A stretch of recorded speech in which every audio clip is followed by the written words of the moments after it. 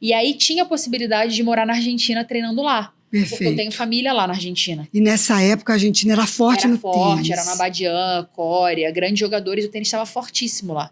E eu falei, olha, entre ir para a Europa, Estados Unidos e jogando profissionalmente, é melhor ir para um lugar onde tenho família. E até porque você amava o esporte, né? O esporte sempre teve ali, né? Sempre teve ali, 0-1. Eu não queria estudar. Eu, inclusive, nunca foi meu forte.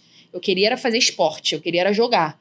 Então eu falei, vou seguir carreira, não quero estudar nada, quero jogar profissional. Então ali foi um gatilho que foi claro para mim. Isso é muito importante, né, no mental. Sem dúvida. Porque se você tá na dúvida, você... Não, e você vê ali, você 16 anos, e assim, a gente aqui, eu sou psicóloga, e a gente fala que essa fase é uma fase bem complicada, né? Ali, adolescência, a gente ainda não tem toda uma formação completa ainda, né? Do nosso cérebro, do nosso córtex pré-frontal. E você já... Me tentou um pouco para os Estados Unidos, porque eles me deram a lógica, você joga lá, assim... competir profissionalmente, mas você se forma e depois você compete profissionalmente, que também era uma tentação. Porque os Estados Unidos, ele tem essa questão também de não profissionalizar a criança, até né? você formar. Exato, até você terminar a faculdade. Eu fiquei tentada, confesso, mas aí eu falei, não, vou aqui do lado, vou estar perto da minha família, tenho família lá, né? Não era a minha ideia, até tentei morar com a minha avó, mas era muito longe do treino, então dali a gente teve a ideia de pegar uma pensão estudantil perto do meu treino. Eu fui dividir quarto com umas 3 meninas, uma pensão, para poder estar perto do treino. Eu treinava em torno de 6 a 8 horas por dia, dividindo em 2 períodos. Manhã e tarde. Então nessa época você nem estudava, né? Eu não estudava. Não tinha. Estava voltada 100%. Nessa época não tinha estudo online. Sim, aí eu falei, não, eu vou ali nesse período, vou me dar um tempo para poder me dedicar profissional e tentar deslanchar, porque potencial eu tinha muito, de fato. Por isso que meus pais toparam, né? Falaram assim, não, ela tem... Meus treinadores falavam, não era tipo um sonho. Era um sonho, mas tinha uma realidade que poderia acontecer. Nós estamos falando de talento. Tinha talento e dedicação. Perfeito. Tinha os dois. Esforço, dedicação, talento. Ela tá disposta a ir, tá disposta a abrir mão de tudo. Tem o talento, tem a dedicação, vamos lá. Perfeito. Fomos. Realmente fui muito bem na minha carreira na Argentina, cheguei a estar entre as primeiras da Argentina, porque eu jogava nacionalmente, e comecei a jogar para fora e comecei a destacar.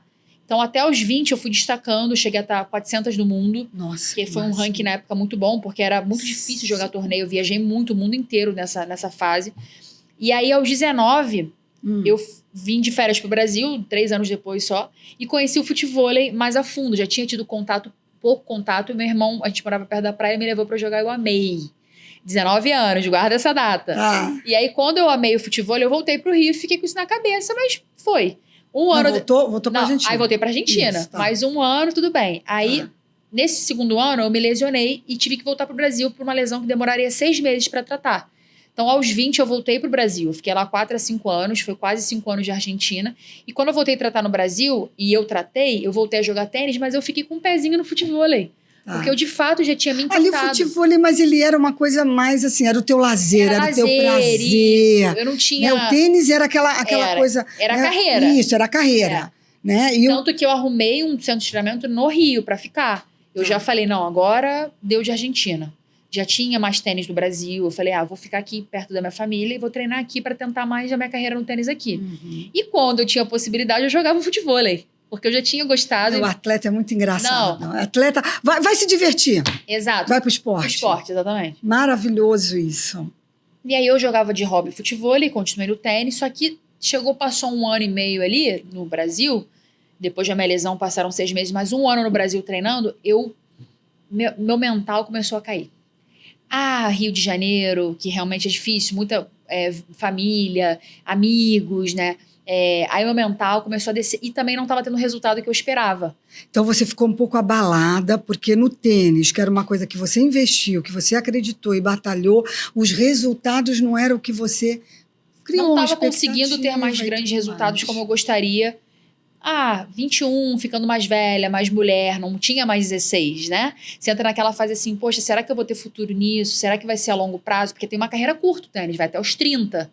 Né, 30 e pouco, não é uma carreira que você vai levar. Sim, assim, Nath, fazendo uma parte aqui, nem todo esporte, ele é longo. A maioria, a gente tem ali a parte, vamos dizer assim, cronológica Exato. do atleta, né? Exato. E o tênis é muito isso, é um dos piores, porque fisicamente exige muito, e mentalmente também. Sim. E eu já estava bem saturada, assim, então eu fiquei muito dividida. Meus pais tinham uma empresa em Macaé na época, um dos meus irmãos, o Felipe, conversava muito comigo sobre esse potencial que eu teria, se eu optasse, né, desistir. Eu fiquei muito dividida, né? Foi um momento muito difícil na minha vida mentalmente, porque eu não sou de desistir. A minha cabeça não existe essa palavra. Legal. Então, para mim ali foi, nossa, eu preciso desistir do meu sonho e tentar o outro lado da moeda. Porque senão eu nunca vou saber, de fato, o que foi melhor para mim, né? O que pode ser melhor para mim. Minha vida vai passar.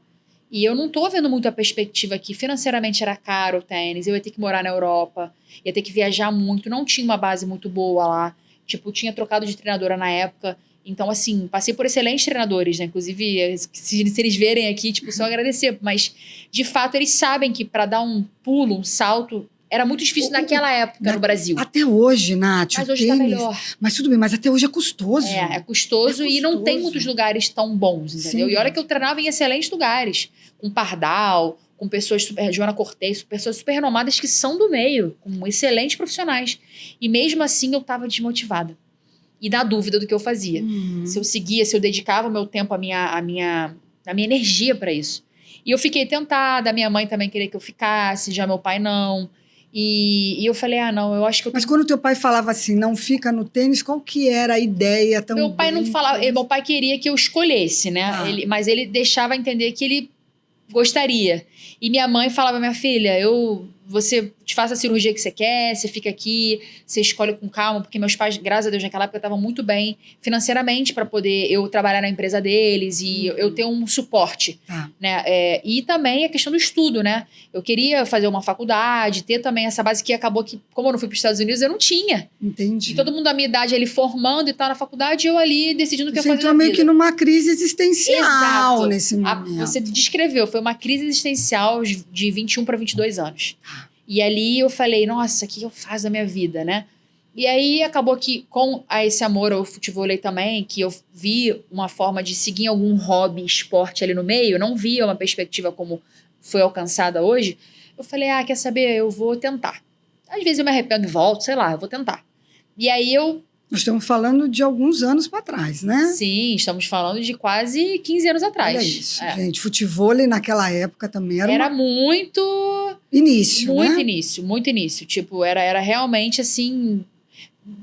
A Lana, que tá do início, que vai me ouvir aqui, assim, era perrengue, desculpa, era perrengue. Não, mas ainda era é. bom falar. Mas se ainda é hoje, imagina 15 anos atrás, Sim. entendeu? Que elas passaram, poucos campeonatos, muito pouca visibilidade, Você premiação. foi uma das percursoras, vamos dizer assim. Não, né? Não no futevôlei, não. Tiveram outras grandes atletas ali. No tecbol, sim. No tecbol, no futevôlei tiveram grandes nomes que estão aí há 30 anos de esporte. Muito mais, o dobro do que eu tô. Entendi. Então, assim, que inclusive, né, foram chamariz ali pra eu ver depois que existiu o feminino, conheci todas elas e entrar, de fato, um pouquinho no início no esporte, depois que eu fui entrando mais, né? Então, pra mim, eu falei, tem um pezinho ali, eu vou tentar, essa crise vai ter que passar, eu vou nisso, né? Não tinha a cabeça tão boa ali, né? Inclusive no tênis, vale ressaltar que a minha cabeça era péssima, meu psicológico. Eu quebrava a raquete, eu tinha um psicológico ruim. Eu era dedicada, mas às vezes eu era meio preguiçosa. Era um perfil totalmente diferente do que eu sou hoje. Por isso que a maturidade me trouxe um entendimento do que realmente tem que ser com o tempo. Porque eu tinha talento. Então eu relaxava. Você tinha talento, mas já que eu tenho talento, deixa eu dar uma folgada aqui. Em um dado momento, sim. No início, quando eu fui, não. Mas depois, assim, em algumas épocas eu acomodava por ter talento. Naquela época, né? Sim.